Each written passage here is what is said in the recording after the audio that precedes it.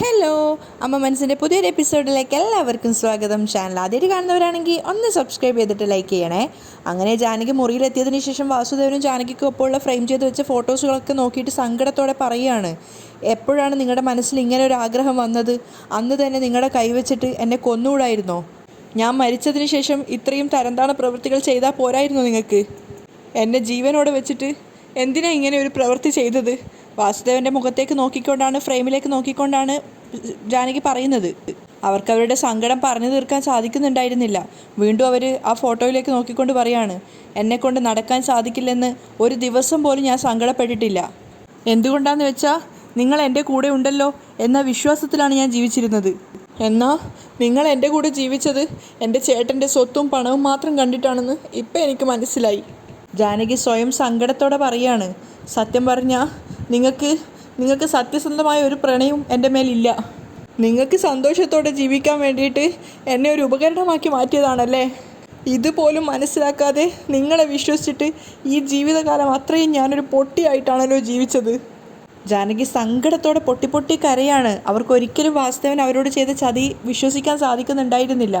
അവർ സ്വയം തന്നെ പറയുന്നുണ്ട്, ഈ ഒരു അപമാനവും സഹിച്ച് ഇനി ഞാൻ ജീവിക്കാൻ പാടില്ല. അങ്ങനെ ജീവിച്ചാൽ എന്നെ നോക്കിയിട്ട് ഈ ലോകം മുഴുവൻ പരിഹസിച്ച് കളിയാക്കി ചിരിക്കുകയാണ് ചെയ്യുക.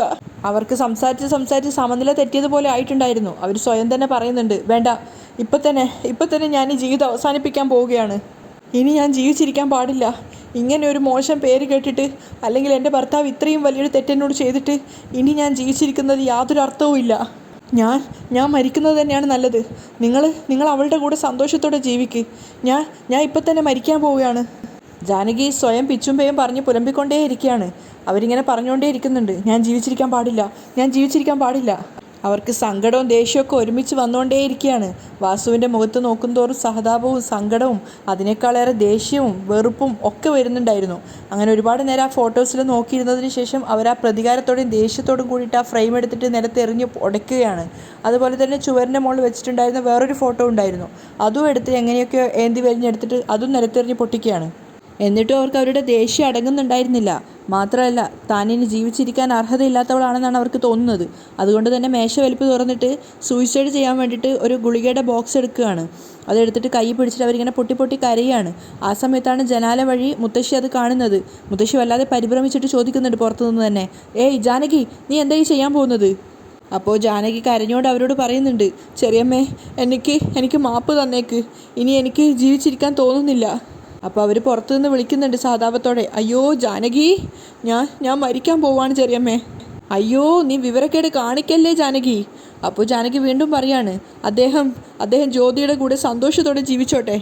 മുത്തശ്ശി പുറത്തുനിന്ന് ഇങ്ങനെ വിളിച്ച് പറയുന്നുണ്ട്, ജാനകി ഞാൻ പറയുന്നത് കേൾക്ക്, മരുന്ന് നീ അവിടെ താഴെ വെക്ക്. പക്ഷേ ജാനകിയോട് മുത്തശ്ശി എത്ര തന്നെ പറഞ്ഞിട്ടും ജാനകി അത് അനുസരിക്കാൻ തയ്യാറായിരുന്നില്ല. അവർ ആ മരുന്ന് നോക്കിക്കൊണ്ട് നിൽക്കുകയാണ്. അപ്പോഴേക്കും വേഗം അവർ മേഘയെ വിളിക്കുന്നുണ്ട് മുത്തശ്ശി. മേഘ വന്നിട്ട് നോക്കുന്ന സമയത്തും ജാനകിയുടെ കയ്യിൽ ആ മരുന്ന് കണ്ടപ്പോൾ അവളും പരിഭ്രമത്തോടെ വിളിക്കുകയാണ്, അമ്മായി, എന്താ ചെയ്യുന്നത് അമ്മായി, ദയവ് ചെയ്ത് ആ മരുന്നൊന്ന് താഴെ വെക്ക്. മേഘയും ഇങ്ങനെ പുലമ്പിക്കൊണ്ടിരിക്കുകയാണ്. പക്ഷേ ജാനകി ആര് പറയുന്നതും കേൾക്കാൻ കൂട്ടാക്കുന്നില്ല. അവർ കരഞ്ഞുകൊണ്ട് ആ മരുന്ന് കഴിക്കാൻ വേണ്ടി പോവാണ്. എന്തിനാ അമ്മായി നിങ്ങളിങ്ങനെ ചെയ്യുന്നത്? മേഘ പരിഭ്രമത്തോട് ചോദിച്ചപ്പോൾ ജാനകി പറയുന്നുണ്ട്, ഇല്ല മേഘ, ഞാൻ ചെയ്യുന്നത് ശരിയായ കാര്യം തന്നെയാണ്. അമ്മായി, ദയവ് ചെയ്ത് ഞാൻ പറയുന്നത് കേൾക്ക്. ദയവ് ചെയ്ത് നിങ്ങളൊന്ന് കതക് തുറക്ക്. ഇല്ല മേഘ, ഇല്ല. ജാനകി ഒരു ഉറച്ച തീരുമാനത്തിൽ തന്നെയാണ് ഉണ്ടായിരുന്നത്. പക്ഷേ മേഘ വേഗം മുത്തശ്ശിയെയും കൂട്ടിക്കൊണ്ട് ആ വാതിൽ പൊട്ടിക്കാൻ വേണ്ടിയിട്ട് പോവുകയാണ്, പൊളിച്ചെടുക്കാൻ വേണ്ടിയിട്ട്. അപ്പോൾ ജാനകി പെട്ടെന്ന് തന്നെ മരുന്ന് വായിലേക്ക് കമിഴ്ത്താൻ നോക്കുമ്പോഴേക്കും മേഘയും മുത്തശ്ശിയും കൂടിയിട്ട് ആ വാതിൽ പൊട്ടിച്ചിട്ടുണ്ടായിരുന്നു. അവരത് ചവിട്ടി തുറന്ന് അകത്തേക്ക് കയറുമ്പോൾ കാണുന്ന കാഴ്ച ജാനകി മരുന്ന് വായിലേക്ക് ഇടാൻ വേണ്ടി പോവാണ്. മേഘ പെട്ടെന്ന് തന്നെ അത് കൈകൊണ്ട് തട്ടി താഴേക്ക് എറിയും. അപ്പോൾ ജാനകി കരഞ്ഞുകൊണ്ടേ ഇരിക്കുകയാണ്. മേഘയാണെങ്കിൽ ഒരു കൊച്ചു കുഞ്ഞിനെ എന്ന പോലെ ജാനകിയെ വഴക്ക് പറയുന്നുണ്ട്, എന്താ അമ്മായി, ഇങ്ങനെയൊക്കെ ചെയ്യാൻ പാടുണ്ടോ? ഇങ്ങോട്ട് എന്ന് പറഞ്ഞിട്ട് ബാക്കി ഉണ്ടായിരുന്ന മരുന്നിൻ്റെ ബോക്സ് വാങ്ങിക്കുകയാണ്. എന്നിട്ട് ചെറിയ കുഞ്ഞിനെ എന്ന പോലെ തന്നെ വഴക്ക് പറയുന്നുണ്ട്, വാസുമാമൻ വേണമെങ്കിൽ തെറ്റ് ചെയ്തിട്ടുണ്ടാവും, ഇല്ലയെന്ന് ഞാൻ വാദിക്കുന്നില്ല. അതിന് നിങ്ങൾ നിങ്ങളുടെ ജീവിതം നശിപ്പിക്കണോ? നിങ്ങളിങ്ങനെ ഒരു തെറ്റായ തീരുമാനം എടുത്തു കഴിഞ്ഞാൽ ഇതിന് ശേഷം ആരാണ് നോക്കുക? ജാനകി ഒന്നും മറുത്തു പറയാതെ പൊട്ടിക്കരഞ്ഞുകൊണ്ടേ ഇരിക്കുകയാണ്. അവരൊന്നും തിരിച്ചു പറയുന്നില്ല. അപ്പോൾ മേഘ ചോദിക്കുന്നുണ്ട്, അതിനുശേഷം ആരതിയുടെ ജീവിതം എന്താകുമെന്ന് നിങ്ങൾ ചിന്തിച്ചിട്ടുണ്ടോ? ജാനകി കരഞ്ഞുകൊണ്ടേ ഇരിക്കുകയാണ്. അപ്പോൾ മേഘ പറയുന്നുണ്ട്, അമ്മായി, നിങ്ങൾ ഒന്നുകൊണ്ടും ഭയപ്പെടേണ്ട. നിങ്ങളുടെ കൂടെ ആരും ഇല്ലെങ്കിലും അവസാനം വരെ ഞാൻ നിങ്ങളുടെ കൂടെ ഉണ്ടാവും. നിങ്ങൾ ധൈര്യമായിട്ടിരിക്കും അമ്മായി. നിങ്ങളുടെ ജീവിതം ഇങ്ങനെ നശിപ്പിച്ച ആ ജ്യോതിയെ ഞാൻ വെറുതെ വിടില്ല. വാസുമാമൻ്റെ അടുത്ത് നിന്നും ആ ജ്യോതിയെ ഞാൻ പറത്തിക്കുന്നത് അമ്മായി കണ്ടോ? തിരിച്ച് വാസുമാമനെ അമ്മായിക്ക് തന്നെ ഞാൻ കൊണ്ടുവന്നു തരും. വീണ്ടും പഴയതുപോലെ അദ്ദേഹം നിങ്ങളെ അതുപോലെ തന്നെ സ്നേഹിക്കും. നിങ്ങൾ എന്നെ വിശ്വസിക്കമ്മായി. ഇനി ഒരിക്കലും നിങ്ങളുടെ ജീവിതത്തിൽ ജ്യോതി വരില്ല. ഇനി ഇങ്ങനെ ഒരു തെറ്റായ തീരുമാനമെടുക്കില്ലെന്ന് നിങ്ങൾ എനിക്ക് സത്യം ചെയ്തു തരണം. പറ അമ്മായി.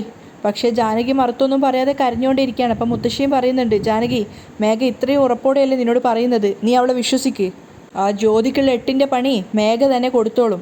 ആ ജ്യോതി വാസുവിൻ്റെ കയ്യിൽ പണമുണ്ടെന്ന് കരുതിയിട്ടാണ് അവനൊപ്പം വന്ന് ഒട്ടിയിരിക്കുന്നത്. എല്ലാ ആണുങ്ങൾക്ക് മുന്നിലും ഒരു പെണ്ണ് വന്ന് കരഞ്ഞു കഴിഞ്ഞാൽ അവരുടെ മനസ്സങ്ങ് അലിഞ്ഞു പോവും. ജാനകിക്ക് ആര് പറയുന്നതും കാതിൽ കേൾക്കുന്നുണ്ടായിരുന്നില്ല. അവരുടെ മനസ്സ് നിറച്ചും വാസുദേവൻ അവരോട് ചെയ്ത ആ ഒരു നെറുകേടും ചതിയെപ്പറ്റി തന്നെയാണ് ഓർത്തുകൊണ്ടിരിക്കുന്നത്. അവർ കരഞ്ഞുകൊണ്ടേയിരിക്കുകയാണ്. അപ്പോൾ മുത്തശ്ശി പറയുന്നുണ്ട്, ആ ജ്യോതി എന്തൊക്കെയോ കാര്യങ്ങൾ പറഞ്ഞിട്ട് വാസുദേവൻ്റെ മനസ്സ് മയക്കിയതാണ്. ജാനകി അവരെ വിശ്വസിച്ചുകൊണ്ടെന്ന പോലെ തന്നെയാണ് കരഞ്ഞുകൊണ്ട് മറുത്തൊന്നും പറയാത്തത്. അപ്പോൾ മുത്തശ്ശി പറഞ്ഞു കൊടുക്കുന്നുണ്ട്, ആ ജ്യോതിയെ മേഘ തന്നെ വാസുദേവനിൽ നിന്നും അടർത്തി മാറ്റിക്കോളും. അതിനുശേഷം അവൻ ഇതുപോലുള്ള ഭ്രാന്തമായ ചിന്തകളൊന്നും ഒരിക്കൽ പോലും മനസ്സിൽ വരില്ല. മനസ്സിലായോ? മുത്തശ്ശി ജാനകിയോട് പറഞ്ഞു കൊടുക്കുകയാണ്. ജാനകി മറുത്തൊന്നും പറയാതെ കരഞ്ഞുകൊണ്ടാണ് കേട്ട് നിൽക്കുന്നത്. സിദ്ധാർത്ഥ് വെപ്രാളത്തോടെയാണ് വീട്ടിലേക്ക് ഓടി വന്നത്. അവൻ കാറിൽ നിന്ന് ഇറങ്ങിയതും വേഗം അകത്തേക്ക് പൂജാമുറിയിലേക്കാണ് പോകുന്നത്.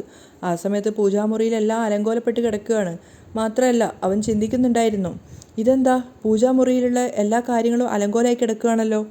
അവൻ നേരെ ഓടിപ്പോയത് അമ്മയുടെ മുറിയിലേക്കാണ്. ആ സമയത്ത് ജാനകി അവിടെ വീൽ ചെയറിൽ ഇരുന്ന് കരയുകയാണ്. മാത്രമല്ല മുത്തശ്ശിയും മേഘയും ജാനകിയെ ഉപദേശിക്കുന്നുണ്ടായിരുന്നു. മുത്തശ്ശി പറയുന്നുണ്ട്, ഇനി മേലെ നീ ഇതുപോലെയൊന്നും ആലോചിക്കാൻ പോലും പാടില്ല. അപ്പോൾ സിദ്ധാർത്ഥ് വേഗം അമ്മയുടെ അടുത്ത് വന്നിട്ട് കരയുന്ന അമ്മയോട് ചോദിക്കുകയാണ്, അമ്മ എന്തു പറ്റി? ജാനകിക്ക് സിദ്ധുവിനോടൊന്നും പറയാൻ സാധിക്കുന്നുണ്ടായിരുന്നില്ല. അവനെ നോക്കി കരഞ്ഞുകൊണ്ടേ ഇരിക്കുകയാണ്. സിദ്ധു വീണ്ടും ചോദിക്കുന്നുണ്ട്, അമ്മ എന്തു പറ്റി? എന്തിനാ കരയുന്നത്?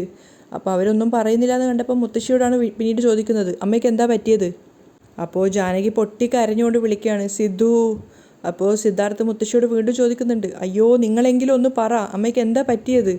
അപ്പോൾ മുത്തശ്ശി പറയുന്നുണ്ട്, സിദ്ധു, മേഘ ഇപ്പോൾ എത്തിയിട്ടില്ലായിരുന്നെങ്കിൽ നിൻ്റെ അമ്മ ഇപ്പോൾ ദൈവത്തിൻ്റെ അടുത്തേക്ക് എത്തിയേനെ. സിദ്ധാർത്ഥ് അത് കേട്ടതും വല്ലാതെ ഞെട്ടിത്തരിച്ചുപോയി. അവൻ അമ്മയെ തന്നെ ആശ്ചര്യത്തോടെ നോക്കുകയാണ്. ജാനകിയാണെങ്കിൽ പൊട്ടി പൊട്ടി കരയാന്നല്ലാതെ ഒന്നും പറയുന്നുണ്ടായിരുന്നില്ല. എന്തൊക്കെയാണ് നിങ്ങളീ പറയുന്നത്? അപ്പം മുത്തശ്ശി പറയുന്നുണ്ട്, അതേ മോനെ, നിൻ്റെ അമ്മ ഉറക്ക ഗുളിക എടുത്ത് കഴിച്ചിട്ട് മരിക്കാൻ വേണ്ടി ശ്രമിച്ചതാണ്. സിദ്ധാർത്ഥിന് കാര്യമൊന്നും മനസ്സിലാവുന്നില്ല. എന്തിനാ അമ്മ ഇങ്ങനെയൊക്കെ ചെയ്യാൻ ശ്രമിക്കുന്നതെന്നുള്ള അർത്ഥത്തിൽ അവൻ ജാനകിയെ നോക്കുന്നുണ്ട്. ജാനകി അപ്പോഴും കരഞ്ഞുകൊണ്ടേ ഇരിക്കുന്നുണ്ടായിരുന്നു.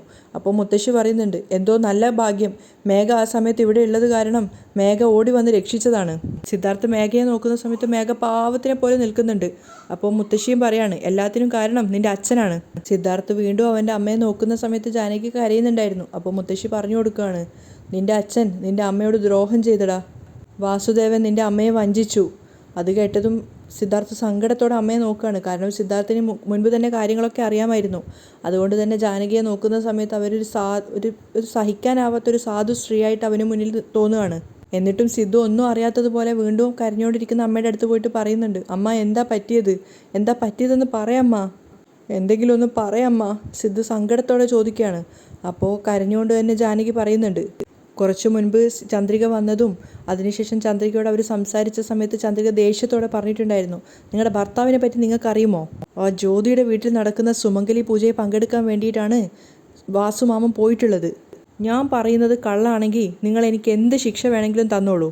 അങ്ങനെ ചന്ദ്രികയ്ക്കൊപ്പം ജ്യോതിയുടെ വീട്ടിലേക്ക് പോയതും അവിടെ വെച്ചിട്ട് തൻ്റെ കൺമുന്നിൽ വെച്ചിട്ട് തൻ്റെ കണ്ണുകൊണ്ട് ജ്യോതിയുടെ നെറ്റിയിൽ സിന്ദൂരം ചാർത്തുന്ന വാസുദേവനെ കണ്ടതും അതിനുശേഷം സുമംഗലി പൂജയ്ക്ക് വേണ്ടിയിട്ട് ജ്യോതിക്ക് വാങ്ങിച്ച ചെയിന് വാസുദേവൻ ഗിഫ്റ്റായിട്ട് കൊടുത്തതും അത് ജാനകിയുടെ കൺമുന്നിൽ വെച്ച് തന്നെ ജ്യോതിയുടെ കഴുത്തിൽ അണിഞ്ഞു കൊടുത്തതും ആ സമയത്ത് ജ്യോതിയുടെ സഹോദരൻ പറഞ്ഞിട്ടുണ്ടായിരുന്നു, ഇതുപോലെ തന്നെ എൻ്റെ സഹോദരിയെ മരണം വരെ നിങ്ങൾ ഇതുപോലെ തന്നെ സംരക്ഷിക്കണം. അപ്പോൾ വാസുദേവനും സന്തോഷത്തോടെ പറയുകയാണ്, തീർച്ചയായിട്ടും അത് നിങ്ങൾ എന്നോട് പറയണോ അളിയാ? ഇത്രയും കാലം ഒരു കുറവുമില്ലാതെയല്ലേ ഞാൻ ജ്യോതിയെ സംരക്ഷിച്ചു പോന്നത്. അങ്ങനെ അല്പം മുമ്പ് തൻ്റെ കൺമുന്നിൽ നടന്ന എല്ലാ കാര്യങ്ങളും സിദ്ധാർത്ഥിനോട് സങ്കടത്തോടു കൂടി അവർ പറയുകയാണ്. സിദ്ധാർത്ഥാണെങ്കിൽ ആശ്ചര്യത്തോടെയും വല്ലാത്തൊരു അമ്പരപ്പോടെയാണ് കേട്ടിരിക്കുന്നത്. ഒക്കെ സിദ്ധാർത്ഥിനോട് പറഞ്ഞു കഴിഞ്ഞതും ജാനകി വീണ്ടും പൊട്ടി പൊട്ടി കരയുന്നുണ്ടായിരുന്നു. സിദ്ധുവിന് അമ്മയോട് വല്ലാത്ത സഹതാപം തോന്നുകയാണ്. അവൻ അമ്മയുടെ കൈകൾ ചേർത്ത് പിടിച്ചിട്ട് പറയുന്നുണ്ട്, അമ്മ, അച്ഛൻ ചെയ്ത തെറ്റിന് നിങ്ങളെയാണോ ശിക്ഷിക്കുന്നത്?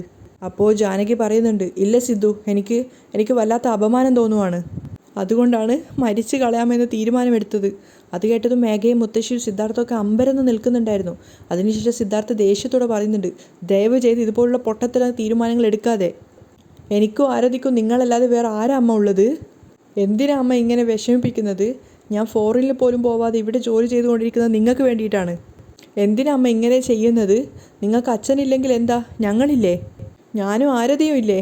അത്രയും പെട്ടെന്ന് ഞങ്ങളെ വിട്ടിട്ട് നിങ്ങൾക്ക് പോകാൻ സാധിക്കുമോ അമ്മ? സിദ്ധാർത്ഥ് പറഞ്ഞ കാര്യങ്ങൾ കേട്ടതും ജാനകിക്ക് വല്ലാത്ത സങ്കടവും കുറ്റബോധവും തോന്നുവാണ്. കാരണം ഒരു നേരത്തെ തീരുമാനം കൊണ്ട് അവർ ആത്മഹത്യ ചെയ്തിരുന്നെങ്കിൽ അവരുടെ മക്കളുടെ കാര്യം ആലോചിച്ചപ്പോൾ അപ്പോഴാണ് അവർ ആലോചിക്കുന്നത്. അവർ സിദ്ധാർത്ഥിൻ്റെ കൈകൾ ചേർത്ത് പിടിച്ചിട്ട് പൊട്ടിക്കരയാണ് ചെയ്തുപോയ കാര്യത്തിൻ്റെ പശ്ചാത്താപത്തിൽ. സിദ്ധാർത്ഥിന് അമ്മയോട് വല്ലാത്ത സഹതാപം തോന്നുവാണ്. ആ സമയത്ത് മുത്തശ്ശി പിന്നീന്ന് പറയുന്നുണ്ട്, നിൻ്റെ അച്ഛൻ്റെ തലയിൽ നന്നായിട്ട് കേൾക്കുന്ന രീതിയിൽ നന്നായിട്ട് പറഞ്ഞു കൊടുക്ക്. എന്നിട്ട് ആ ജ്യോതിയെ പിടിച്ചു കൊണ്ടുപോയി എങ്ങോട്ടെങ്കിലും ഒന്ന് പറഞ്ഞു വിടാൻ നോക്ക്. മുത്തശ്ശി സിദ്ധാർത്ഥിനെ ഉപദേശിക്കുന്നത് കേട്ടപ്പോൾ മേഘയ്ക്ക് വല്ലാത്തൊരു പേടി തോന്നുന്നുണ്ടായിരുന്നു. കാരണം ജ്യോതിയെ മേഘയ്ക്ക് ഇഷ്ടമാണല്ലോ. മുത്തശ്ശി പറഞ്ഞത് സിദ്ധാർത്ഥ് അനുസരിക്കുന്ന ഒരു പ്രതീതി തന്നെയായിരുന്നു അവൻ്റെ മുഖത്തുണ്ടായിരുന്നത്. അവൻ ജാനകിയോട് പറയുന്നുണ്ട്, അമ്മ ഈ വിഷയം എനിക്ക് വിട്ടേക്ക്, ഞാൻ നോക്കിക്കോളാം, നിങ്ങൾ ധൈര്യമായിട്ടിരിക്കേ. അതിനുശേഷം മേഘയോട് ചോദിക്കുന്നുണ്ട്, മേഘ അച്ഛൻ എവിടെ? ഇപ്പോഴും വീട്ടിലെത്തിയിട്ടില്ലെന്നാണ് തോന്നുന്നത്. മേഘ പറയാണ്, നിങ്ങൾ അമ്മയെ നോക്കിക്കോ, ഞാനിപ്പോൾ വരാം എന്ന് പറഞ്ഞിട്ട് ദേഷ്യത്തോടെ സിദ്ധാർത്ഥ് പുറത്തേക്ക് പോവുകയാണ്. അപ്പോൾ മേഘ ജാനകിയുടെ അടുത്ത് വന്നിട്ട് പറയുന്നുണ്ട്, അമ്മായി കരയല്ലേ അമ്മായി, എല്ലാം ശരിയാവും, അവൻ നോക്കിക്കോളാന്ന് പറഞ്ഞില്ലേ, ഒക്കെ ശരിയാവും, കരയല്ലേ എന്ന് പറഞ്ഞ് ആശ്വസിപ്പിക്കുന്നുണ്ട്. സിദ്ധാർത്ഥ് നല്ല ദേഷ്യത്തോടെയാണ് പുറത്തേക്ക് ഇറങ്ങി വരുന്നത്. അതേപോലെ നല്ല പേടിയോട് കൂടിയാണ് വാസുദേവൻ വീട്ടിലേക്ക് വരുന്നതും. സിദ്ധാർത്ഥ് നേരെ നടന്നു പോകുന്നത് ചന്ദ്രികയുടെ വീട്ടിലേക്കായിരുന്നു. ആ സമയത്ത് തിരിഞ്ഞു നോക്കുമ്പോഴാണ് വാസു അങ്ങോട്ടേക്ക് വരുന്നത് കാണുന്നത്. വാസുവിനെ കണ്ടതും സിദ്ധാർത്ഥിൻ്റെ മുഖത്ത് സർവ്വ ദേഷ്യവും കോപവും ഒക്കെ വന്നിട്ടുണ്ടായിരുന്നു. വാസു ആണെങ്കിൽ തലതാഴ്ത്തിക്കൊണ്ടാണ് സിദ്ധാർത്ഥിൻ്റെ അടുത്തേക്ക് വരുന്നത്. അവർ രണ്ടുപേരും മുഖത്തോട് മുഖം കുറച്ചു നേരം നോക്കി നിൽക്കുന്നുണ്ട്. സിദ്ധാർത്ഥിൻ്റെ കണ്ണിൽ ദേഷ്യവും പ്രതികാരവും ആണെങ്കിൽ വാസുവിൻ്റെ കുറ്റബോധമായിരുന്നു.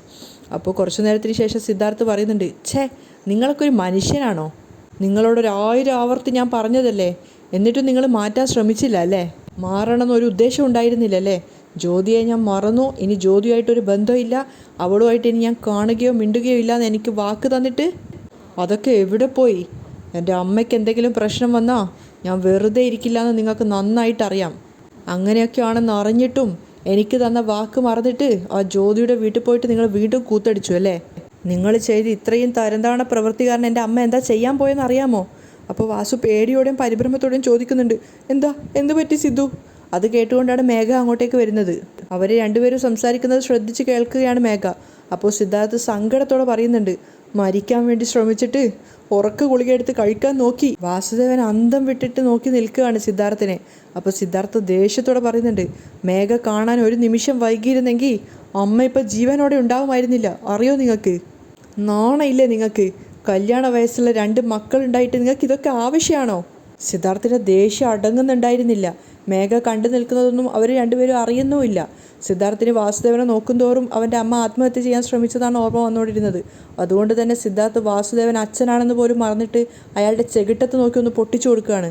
മേഘ ഒട്ടും പ്രതീക്ഷിക്കാത്തൊരു കാര്യമായതുകൊണ്ട് തന്നെ അവൾ വല്ലാതെ ഞെട്ടിപ്പോയിട്ടുണ്ടായിരുന്നു. അവൾ അറിയാതെ വാ പൊത്തി നിന്ന് പോവുകയാണ്. അപ്പോൾ വാസുദേവനാണെങ്കിൽ ആ തല്ല് കിട്ടിയതിൽ ഒരു തെറ്റും കുറ്റബോധവും തോന്നുന്നില്ല, ഒരു സങ്കടവും തോന്നുന്നില്ല. അയാൾ സിദ്ധാർത്ഥനോട് പറയുന്നുണ്ട്, സിദ്ധു മിണ്ടരുത് നിങ്ങൾ. സിദ്ധാർത്ഥ് തല്ലിയ കവിളിൽ കൈവച്ച് നിൽക്കുകയാണ് വാസുദേവൻ. അയാൾ കുറ്റബോധത്തോടെ സിദ്ധാർത്ഥിനെ നോക്കിക്കൊണ്ട് നിൽക്കുന്നുണ്ട്. സംസാരിക്കാൻ പോലും അയാൾക്ക് സാധിക്കുന്നുണ്ടായിരുന്നില്ല. ആ സമയത്ത് മേഘ ചിന്തിക്കുന്നുണ്ട്, അയ്യോ സ്വന്തം അച്ഛനെ കൈനീട്ടി അടിച്ചല്ലോ. അപ്പോൾ സിദ്ധാർത്ഥ് അയാളോട് ചോദിക്കുന്നുണ്ട്, എൻ്റെ അമ്മയോട് ഇത്രയും വലിയൊരു ചതി ചെയ്യാൻ നിങ്ങൾക്ക് എങ്ങനെ സാധിച്ചു? വാസുദേവൻ വീണ്ടും ഓരോന്ന് പറഞ്ഞിട്ട് സിദ്ധാർത്ഥിനെ മാറ്റാൻ വേണ്ടി ശ്രമിക്കുകയാണ്. സിധു ഇല്ലടാ, അച്ഛനോട് ക്ഷമിക്കടാ, ഞാനത് തിരുത്താൻ വേണ്ടി ശ്രമിച്ചതാണ്. ഏയ് ഒരക്ഷരം പോലും ഇനി നിങ്ങൾ മിണ്ടരുത്. സിദ്ധാർത്ഥ് വിരൽ ചൂണ്ടിക്കൊണ്ടാണ് അച്ഛനോട് പറയുന്നത്, ഇനി ഒരു അക്ഷരം പോലും നിങ്ങൾ മിണ്ടരുത്. ഇനി നിങ്ങളുടെ സംസാരവും നിങ്ങളുടെ ആവശ്യവും ഒന്നും എൻ്റെ ജീവിതത്തിൽ ഇനി എനിക്ക് ആവശ്യമില്ല. നിങ്ങൾ ചെയ്ത തരംതാണ പ്രവൃത്തിക്ക് എൻ്റെ അമ്മയുടെ കാൽക്കൽ വീണ് മാപ്പ് ചോദിക്ക്. എൻ്റെ അമ്മ നിങ്ങളോട് ക്ഷമിച്ചെങ്കിൽ മാത്രം ഞാൻ നിങ്ങളോട് ക്ഷമിക്കുള്ളൂ. ഇങ്ങോട്ട് നോക്ക്, ഇനി ഈ ജ്യോതിയെ ഈ നാട്ടിൽ പോലും കാണാൻ പാടില്ല. ഇന്ന് രാത്രി കൂടി ഞാൻ സമയം തരും. അവളോട് മര്യാദയ്ക്ക് ഈ നാട് വിട്ട് പൊയ്ക്കോളാൻ പറ. അത് കേട്ട് വാസു ഇങ്ങനെ അന്തം വിട്ട് നിൽക്കുകയാണ്. ഇനി ഒരു പ്രാവശ്യം കൂടി അവളെൻ്റെ കൺമുന്നിൽ കണ്ടു കഴിഞ്ഞാൽ അവളെ മാത്രമല്ല നിങ്ങളെയും കൂടി ചേർത്തിട്ടായിരിക്കും ഞാൻ കൊല്ലുക. സിദ്ധാർത്ഥിൻ്റെ ദേഷ്യത്തിന് അവൻ അത് തന്നെ ചെയ്യുന്നുള്ളത് മേഘയ്ക്ക് പോലും തോന്നിപ്പോവുകയാണ്. വാസുദേവനും ഒന്നും പറയാതെ തലതാഴ്ത്തി നിൽക്കുന്നുണ്ട്. അപ്പോൾ സിദ്ധാർത്ഥ് പുച്ഛത്തോടെ പറയുന്നുണ്ട്, അച്ഛൻ എന്ന പേരിന് പോലും അർഹതയില്ലാത്തവനാണ് നിങ്ങൾ. ഒന്നും തിരിച്ചു പറയാതെ വാസുദേവൻ തലതാഴ്ത്തി നിൽക്കുകയാണ്. അപ്പോൾ സിദ്ധു ചോദിക്കുന്നുണ്ട്, ആരതിയുടെ കല്യാണമാണ് അടുത്ത മാസം എന്നുള്ളത് പോലും നിങ്ങൾക്ക് അറിയില്ലായിരുന്നോ? നിങ്ങളെയൊക്കെ എൻ്റെ കൈ കൊണ്ട് ഞാനെന്ന് പറഞ്ഞു തീർന്നത് സിദ്ധു വീണ്ടും പൊട്ടിച്ചു കൊടുക്കുകയാണ് ചെകിട്ടത്ത്. മേഘ ഇങ്ങനെ അന്തം വിട്ട് നിൽക്കുകയാണ് സിദ്ധാർത്ഥിൻ്റെ പ്രവൃത്തി കണ്ടിട്ട്. പക്ഷേ സിദ്ധാർത്ഥിന് അവൻ്റെ കലി അടങ്ങുന്നുണ്ടായിരുന്നില്ല. അവൻ വീണ്ടും വീണ്ടും അയാളെ തല്ലിക്കൊണ്ടിരിക്കുകയാണ്. ഈ പ്രായത്തിൽ സിധു വാസുദേവനെ പൊതിരെ തല്ലുകയാണ്. അപ്പോഴേക്കും മേഘ ഓടിയെത്തിയിട്ട് അവർക്കിടയിലേക്ക് വന്നിട്ട് സിദ്ധാർത്ഥിനെ പിടിച്ചു മാറ്റാൻ ശ്രമിക്കുന്നുണ്ട്. സിധു വേണ്ട. അയാളെ പിടിച്ച് തള്ളിയിട്ടതിന് ശേഷം മേഘയുടെ കഴുത്തിന് കുത്തിപ്പിടിച്ചിട്ട് പറയുന്നുണ്ട്, എൻ്റെ അച്ഛനെ സപ്പോർട്ട് ചെയ്തിട്ട് ആര് വന്നാലും അവരെ ഞാൻ കൊല്ലാതെ വെറുതെ വിടില്ല എന്ന് പറഞ്ഞിട്ട് മേഘയെ പിടിച്ച് തള്ളുകയാണ്. അപ്പോഴേക്കും വാസുദേവൻ എഴുന്നേറ്റ് വന്നിട്ടുണ്ട്. അയാളോട് പറയുന്നുണ്ട്, എൻ്റെ അമ്മ നിങ്ങളെ ദൈവത്തെ പോലെയാണ് മനസ്സിൽ കൊണ്ട് നടക്കുന്നത്. നിങ്ങൾക്ക് എങ്ങനെയാണ് അവരെ ചതിക്കാൻ തോന്നിയത് എന്ന് പറഞ്ഞിട്ട് സിദ്ധാർത്ഥ് വീണ്ടും വാസുദേവനെ കുത്തി കുത്തി ഉപദ്രവിക്കുകയാണ്. അയാൾ ഒന്നും ചെയ്യാനാവാതെ നിൽക്കുന്നുണ്ട്. അപ്പോൾ സിദ്ധു അവസാന വാണിംഗ് കൊടുക്കുകയാണ്, ഇനി മേലെ ജ്യോതിയുടെ നിഴല് പോലും നിങ്ങളുടെ മേൽ കണ്ടുപോകരുത്. അങ്ങനെ സംഭവിച്ചോ നിങ്ങളെ ഞാൻ കൊന്നുകളയും. അകത്തേക്ക് പോ. എൻ്റെ അമ്മയുടെ കാൽക്കൽ വീണിട്ട് ചെയ്ത തെറ്റിനൊക്കെ മാപ്പ് ചോദിക്ക്. അവർ നിങ്ങൾക്ക് മാപ്പ് തരുന്നത് വരെ ഈ വീട്ടിലുള്ള ആരും നിങ്ങളോട് സംസാരിക്കുക പോലും ഇല്ല. പോ എന്ന് പറഞ്ഞിട്ട് അയാളെ പിടിച്ച് വീട്ടിനകത്തേക്ക് തള്ളിയിട്ട് സിദ്ധാർത്ഥ അവിടുന്ന് പോവുകയാണ്. അപ്പോൾ മേഘ അയാളെ ആശ്വസിപ്പിക്കുന്നുണ്ട്, മാമ കരയാതെ മാമ, ഇങ്ങനെയൊക്കെ സംഭവിക്കുന്ന ഞാൻ സ്വപ്നത്തിൽ പോലും കരുതിയില്ല മാമ. ആ ചന്ദ്രിക വേണമെന്ന് വിചാരിച്ചിട്ട് ജാനകി അമ്മയെ കൂട്ടിക്കൊണ്ട് വന്നിട്ട് നമ്മളെ ഒറ്റ കൊടുത്തതാണ്. ചന്ദ്രികയോടുള്ള വെറുപ്പ് വീണ്ടും വാസുദേവൻ്റെ മനസ്സിലേക്ക് മേഘ ആളി കത്തിക്കുകയാണ്. അവളെ വെറുതെ വിടാൻ പാടില്ല മാമ, എല്ലാത്തിനും കാരണം അവളാ. ചന്ദ്രികയെ പിന്നീട് നോക്കാം മാമ, ആദ്യം പോയി ജാനകി അമ്മയോട് മാപ്പ് ചോദിക്ക്. എങ്ങനാ മേഘ, ഞാൻ കരഞ്ഞോട് വാസു പറയുന്നുണ്ട്. അത് സാരില്ല, ചെല്ലു മാമ. അയാൾ ഭയന്ന് അകത്തേക്ക് പോകുമ്പോൾ ജാനകി അകത്തിരുന്ന് കരയുന്നതാണ് കാണുന്നത്. പേടിയോടെ അയാൾ പിന്നീന്ന് വിളിക്കുകയാണ്, ജാനകി ദേഷ്യത്തോടെ നിൽക്കുന്നുണ്ട്. ജാനകി, ഞാൻ ചെയ്തത് തെറ്റാണ് ജാനകി, അതിന് നീ എന്ത് ശിക്ഷ തന്നാലും ഞാൻ സ്വീകരിക്കാം. പക്ഷേ എന്നോട് നീ ക്ഷമിച്ചിരിക്കുന്നു എന്ന് നിൻ്റെ വായ കൊണ്ട് ഒരേ ഒരു പ്രാവശ്യം നീ ഒന്ന് പറ ജാനകി. അപ്പോൾ ജാനകി പറയുന്നുണ്ട്, നിങ്ങളുടെ മനസ്സിൽ എപ്പോൾ മറ്റൊരു പെണ്ണിന് സ്ഥാനം വന്നോ അന്ന് മുതൽ നമ്മൾ തമ്മിലുള്ള ബന്ധം അവസാനിച്ചു. ഇനി നിങ്ങളാരോ ഞാനാരോ ദയവ് ചെയ്ത് എന്നോട് മാപ്പ് ചോദിച്ച് നിങ്ങൾ ചെയ്ത തെറ്റ് എൻ്റെ തലയിൽ കെട്ടിവെക്കാതെ. നിങ്ങളെ കാണുമ്പോൾ തന്നെ എൻ്റെ വെറുപ്പ് അധികരിക്കുകയാണ്. ദയവ് ചെയ്ത് എൻ്റെ കൺമുന്നിൽ നിന്നൊന്ന് പോയിത്താ എന്ന് പറഞ്ഞിട്ട് ജാനകി പൊട്ടിത്തെറിക്കുകയാണ്. അവിടെയാണ് ഇന്നത്തെ എപ്പിസോഡ് വൈൻഡപ്പ് ചെയ്യുന്നത്.